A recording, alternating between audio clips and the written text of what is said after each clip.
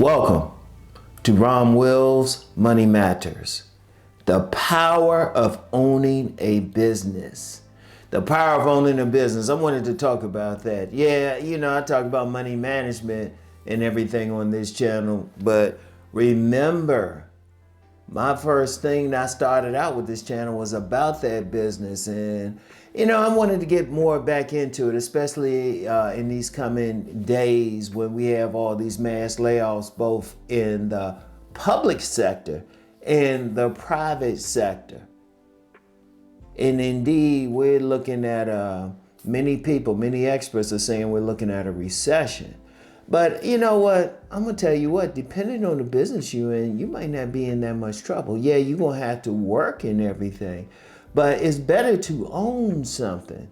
It's better to own a type of business. Like when you own a business, all you have to do is worry about maintaining the business, maintaining customers. You're not at the whims of, some type of management, be it private or public. You're not at the whims of them. You have to just deal directly with customers. For example, when I started my publishing business, one of the things I wanted to do was deal directly with customers directly. I didn't want to have to go through a publishing company. I didn't want to have to go through editors and managers and people deciding where my book could go. When I started my publishing company, one of the things I wanted to do was have the power to go directly to bookstores, to go directly to customers.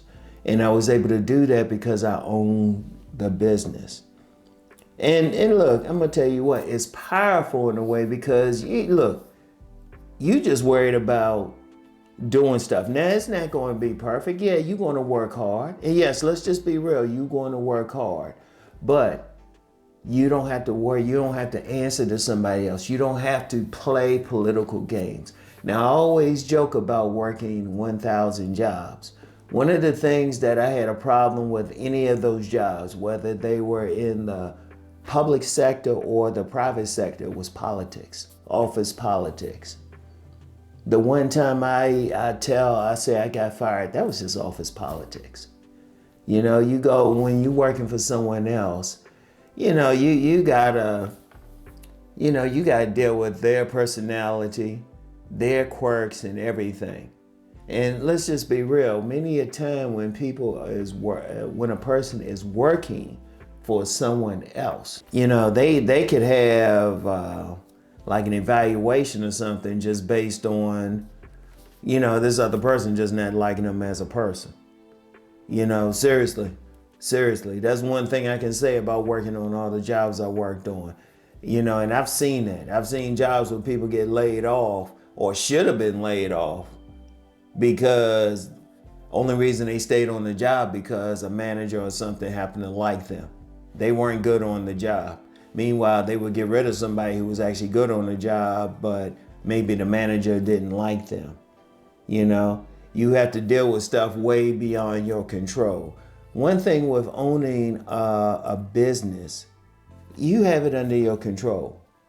You decide how much you're going to work. You decide. You decide when you're going to work, how much you're going to work, what customers you're going to take, if you're going to take customers. It depends on your business. You decide. You can work 7 days a week. You can work 3 days a week. Though I would say, yeah, you definitely want to put in a full week. You definitely want to put in a full week, but you have that decision. Depending on the business you have, you might make all of your money in a few days. You might make it for the week or, whatever, but you still have control over, you have power. You're the one who is the owner. When you give out your business cards, it's way better if you say owner as to employee or whatever else somebody say, or a manager or something. Because look, let me talk about that layoff thing again.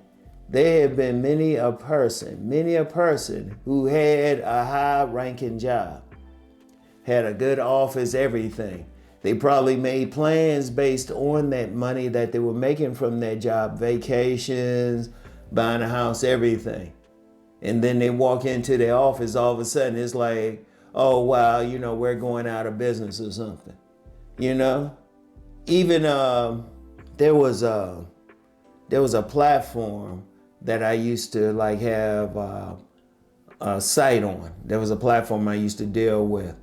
They told me, without any warning, they just said, oh, we're closing this platform. It wasn't just me, it was everybody who was on this platform.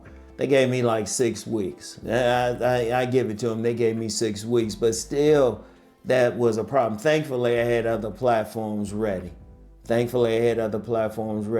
But that's what happens when you don't have control over something. I was able to go to something else right away. But what about the people who work for that particular platform? What about the people who are doing stuff? Because even when it could be a problem getting another job. Even when you're going for another job, you still gotta, part of it, look, let me be real. Part of it is how much talent you have. Part of it is how much you get along with someone during the interview. You might just say the wrong thing during the interview or something. And I've been told that. I've been told that by some people. It's like half the time, look, first of all, when you send your resume in, if they even have you in, when they have a bunch of people there, they're already qualified. It comes down to what that particular hiring manager wants. And I've seen that, I've experienced that. Good and I don't know if I experienced it bad, but I've experienced definitely the good, and I saw it. Like there was this one temporary job I was going on, and I noticed that the woman who was hired a certain type of man. I was like, okay, see, you going through that. But if you own the job, if you own the business, the power of it is you just have to do a good job.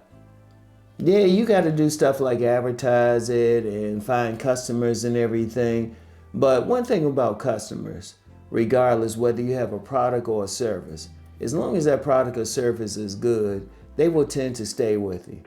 As long as they getting it on time or doing a good job, you doing a good business all the way around, they will tend to stay with you, because when people order a product or they get a service, more than anything else, they want convenience. You have power over that. Now, if you don't do a good job, and I'm gonna get into this more in the next video, if you don't do a good job, well, that's really on you. That's on you. But see, when you own your own business, that's powerful. That's powerful when your business card says owner. That's powerful. Trust me, you can deal with situations the way you want to deal with them, or not deal with them, whatever. Shoot, in some cases, you can even like let a customer know, hey, I'm not dealing with customers who do this, this, and this. That's the thing. It's powerful to own a business. I recommend just having money. And I understand many people have to maybe work for somebody. But like I said in my book, Nice Guys and Players, have a side business anyway. All right. So this is powerful. That's all it is. Okay. So that's all I have for right now. I will get back with you. You know the deal. Let's go make that money.